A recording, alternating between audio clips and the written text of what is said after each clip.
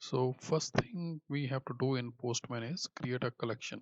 Now, if you do not know how to create a collection, just like this, you can create a new one. Just click that plus button and you create a new collection.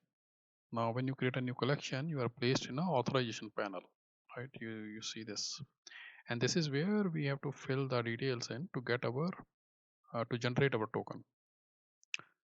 Now, I have already done this for my Azure collection. Okay, so first thing that we have to do in this one is we have to select the authorization type, and this is OAuth 2.0. There are multiple options available, but OAuth 2.0 is the one that we select. Next is where we want to place the token once it is generated, right? Now, whether it is URL or the header. Now, Azure APIs will support the header, request header, and that's what we select here. Okay. Now the next field is where the token will be placed in once it is generated. So we don't have to do anything in this one.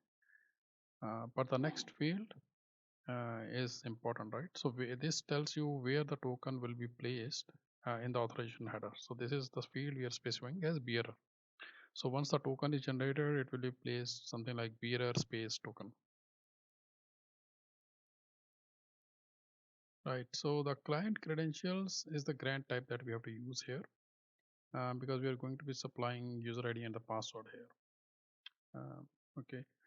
This is the token URL for Microsoft Azure. It embeds your subscription ID in this in the URL.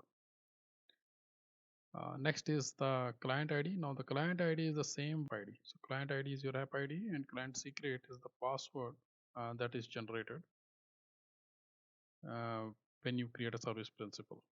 And you have to make sure that you copy it first time round. You don't get to see it again, that password. Another important point is the resource that we want to access.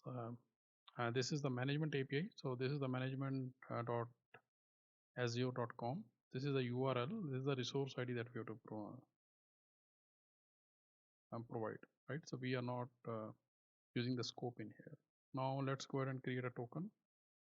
Token is generated. We use the token, and now this is available for all the APIs that we create under this collection. And this is what we'll do next.